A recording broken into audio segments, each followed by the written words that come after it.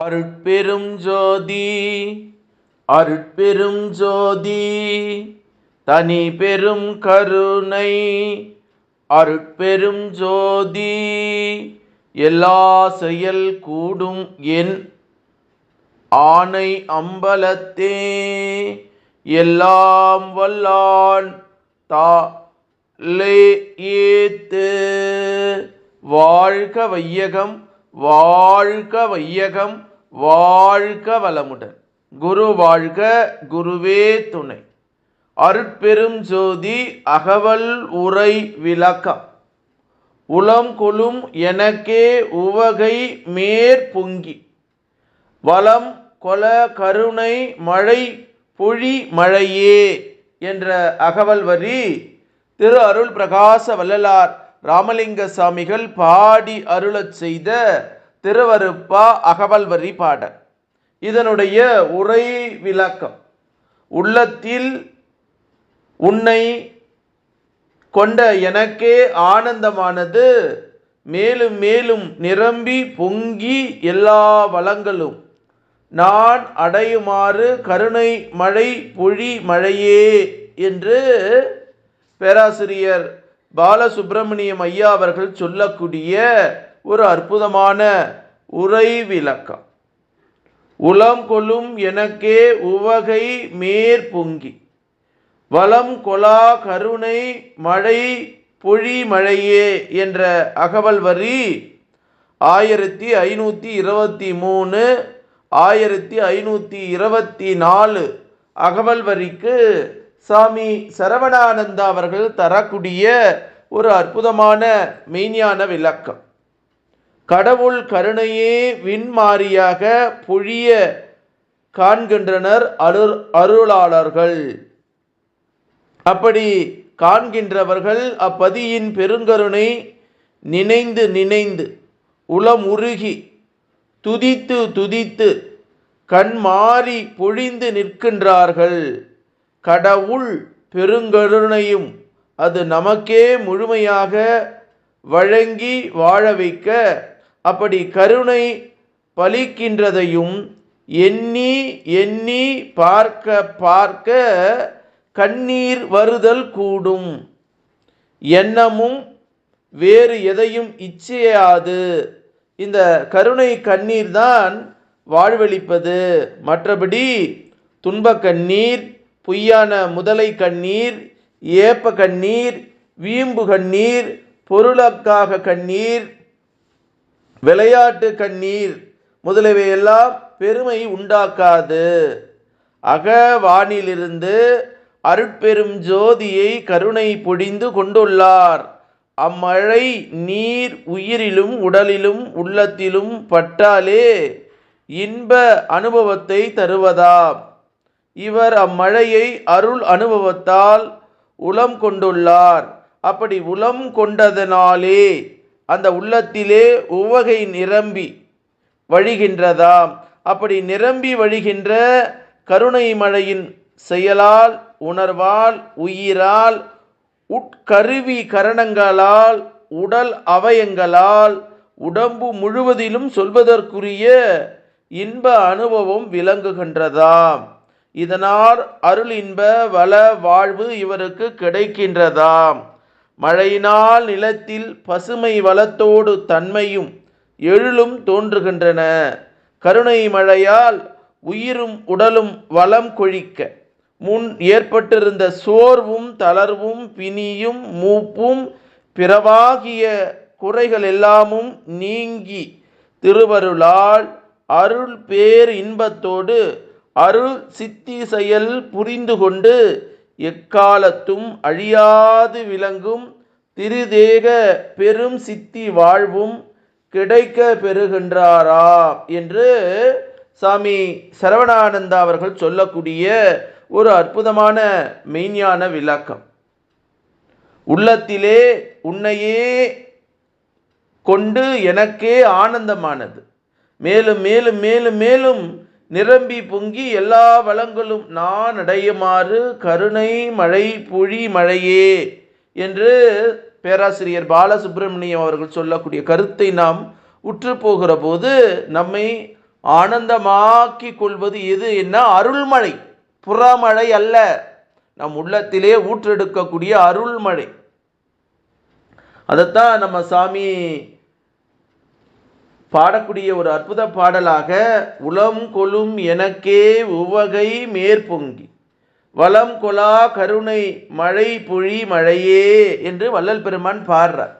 அப்போ இந்த வள்ளல் பெருமான் பாடக்கூடிய இந்த அற்புதமான அகவல் பாடல் மழை பொய்யே சொல்றார். உச்சந்தா காலத்தில் உச்சம் காலிலிருந்து உள்ளந்தலை வரை.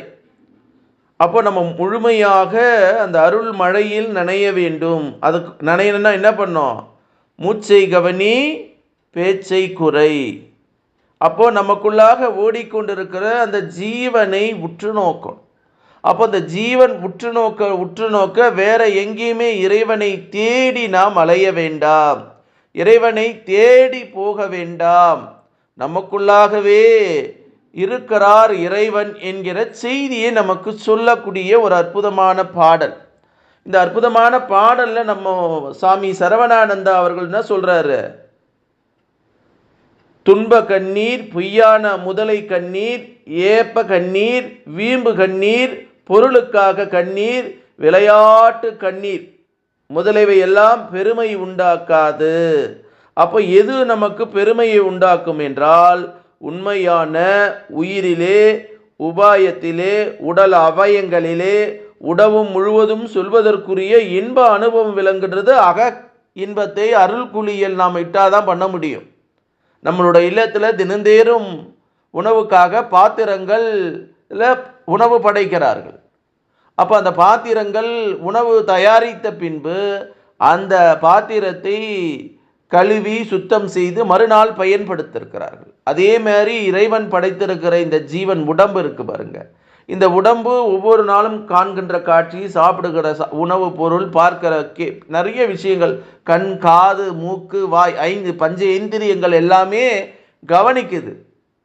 அப்போ ஞானேந்திரியங்கள், கர்ணேந்திரியங்கள் எல்லாம் சொல்லக்கூடிய நிலையிலே நம்ம ஒவ்வொன்றத்தையும் நம்ம சிந்திக்கிறோம், நோக்குகிறோம். அப்போ அந்த நிலையை உணர்ந்து உண்மை நிலைக்கு போனாதான் நமக்கு என்ன கிடைக்குமா? உடலும் உயிரும் உடலும் வளம் கொழிக்கும். முன்பு ஏற்பட்டிருந்த சோர்வும் தளர்வும் பிணியும் மூப்பும் பிற குறைகளெல்லாம் நீங்கி திருவருளால் அருள் இன்பத்தோடு அருள் சித்தி செயல் புரிந்து கொண்டு எக்காலத்தும் அழியாத விளங்கும் திருதேக பெரும் சித்தி வாழ்வும் கிடைக்க பெறுகின்றதாம் என்ற செய்தியை நமக்கு சாமி சரவணானந்தா அவர்கள் சொல்லக்கூடிய செய்தியை நான் பார்க்கிறோம். ஆகவே உண்மையை அகநிலையிலே உணர்ந்து கொண்டு அந்த மூச்சை கதாகதம் செய்து அந்த மூச்சை நாம் கெதி எடுத்து அந்த மூச்சையே நமக்குள்ளாக அடக்கி இல்லை, அறிந்து உணர்ந்து நெகிழ்ந்து அப்படி நம்ம இருக்கக்கூடிய அந்த எண்ணம் இருக்கு பாருங்க, உண்மையான எண்ணம். நேற்றுக்கு நான் ஒரு அன்பு சகோதரோட பயணம் பண்ணக்கூடிய வாய்ப்பு கிடைத்தது. புத்தக கண்காட்சிக்கு செல்லுகிற போது அவரிடத்திலே நான் சில உரையாடி கொண்டிருக்கிறேன். எங்கே இருக்கிறான் இறைவன், எங்கே இருக்கிறான் இறைவன் என்று நான் ஒரு சொற்றொடரே வள்ளல் பெருமான் வாழக்கூடிய சித்தி வளாகத்தையும் வடலூரையும் கருங்குழியும் பற்றி பேசி கொண்டு இருந்தேன். என் உள்ளத்துக்கு பிடித்த இடமாக சித்தி வளாகம் இருக்கிறது, அங்கேயே தங்கிவிடலாம் என்று எண்ணுகிறேன் என்ற ஒரு செய்தியை அவரிடத்திலே பதிவு செய்தேன். அதற்கு அந்த சகோதரர் எனக்கு சொன்ன ஒரு அருமையான கருத்து, நான் வடலூரிலே சித்தி வளாகத்திலே கருங்குழியிலே நான் மருதூரிலே போய் வாழ்வது சிறப்பல்ல, நீங்கள் பிறந்த இடமான உங்கள் இல்லமே உங்களுக்கு ஒரு இடமாக இருக்கும், அங்கே யோகம் பயிலலாம். அதுக்கு ஒரு உதாரணமாக திருவாசகத்துக்கு உருகார் ஒரு வாசகத்துக்கும் உருகார் என்ற ஒரு பாடலை மேற்கோள் காட்டுறார். இமை பொழுதும் என்னை ஏக இறைவன் காக்கிறார் அப்படின்னார். அந்த பாடல் இமை பொழுதும் நமச்சிவாயம் வாழ்க நாதந்தாள் வாழ்க இமை பொழுதும் நெஞ்சில் நீங்காத வாழ்க. அப்ப இமை பொழுதும் நெஞ்சில் நீங்காத இருக்கானா இறைவன் என்ற செய்தியை எனக்கு சொன்னார். ஏனையா நீங்கள் அங்கே போய் தவம் செய்ய வேண்டாம், உங்களுடைய ஊனுடம்பே ஆலயம், வள்ளல் பிரானுக்கு வாய்கோபுர வாசல், தெல்ல தெளிந்தாருக்கு சீவனே சிவலிங்கம் என்ற கருத்தை திருமூலருடைய கருத்தை எனக்கு ஒப்பிட்டார். என்ன ஒரு அற்புதமான கருத்து! நாம் நிறைய பேரோட பேச வேண்டும், குலாவ வேண்டும். அவருடைய பேர் பார்த்தீங்கன்னா சிவசக்தி பாண்டியன் என்ற சகோதரர் என்னிடத்திலே அந்த கருத்தை பதிவு செய்தார்.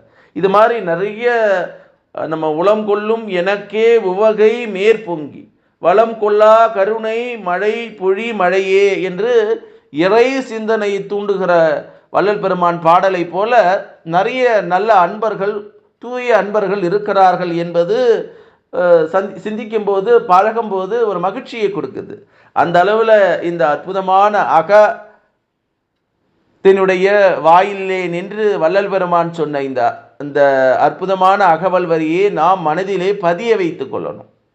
அதனால் நம்ம கண்ணீர் விடுவதெல்லாம் போலி கண்ணீராக முதலை கண்ணீராக எதைக்கெதவோ இன்றைக்கு நாம் பார்க்கிறோம். சமூக வலைதளங்களில் தன்னை ஒரு ஆளுமையாக அதை காட்டிக்கொள்கிறார். நான் ஆளுமையானவன், எனக்கு பார்.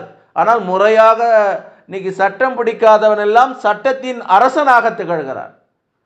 முறையாக மூத்த வழக்கறிஞருடைய பயிற்சி பெறாதவெல்லாம் தன்னை மூத்த வழக்கறிஞர் என்று சொல்லுகிறார். அதே மாதிரி எல்லா துறையும், இது வழக்கறிஞர் துறையில் மட்டுமல்ல, எல்லா துறையிலும் அனுபவம் அடையாதவனெல்லாம் ஆன்மீக சொற்பொழிவு நடத்துகிறார். உயிரை எல்லாம் நிகழ்த்தக்கூடிய இந்த கலிகாலத்தில் உண்மையை உணரணும்.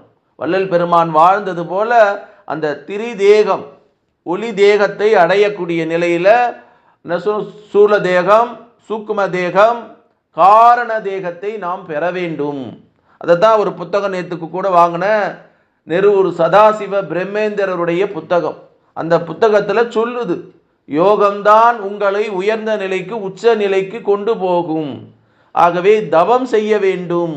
அப்போ அந்த தவத்தை நாம் முறையாக செய்து அருட்பெருஞ்சோதி ஆண்டவருடைய மரணமில்லா பெருவாழ்வை அடைந்து அருட்பெரும் ஜோதி தரிசனம் நமக்கு கிடைக்கணும். வேற அந்த தரிசனம் கிடைத்து நமக்கு பயனற்றது. ஆகவே உண்மையான நிலையோடு நீங்கள் அந்த அக தரிசனத்தை அடைய வேண்டும் என்று சொல்லி, அருட்பெரும் ஜோதி அருட்பெரும் ஜோதி தனி பெரும் கருணை அருட்பெரும் ஜோதி எல்லாம் செயல் கூடும் என் ஆணை அம்பலத்தே எல்லாம் வல்லான் தா லே ஏத்து.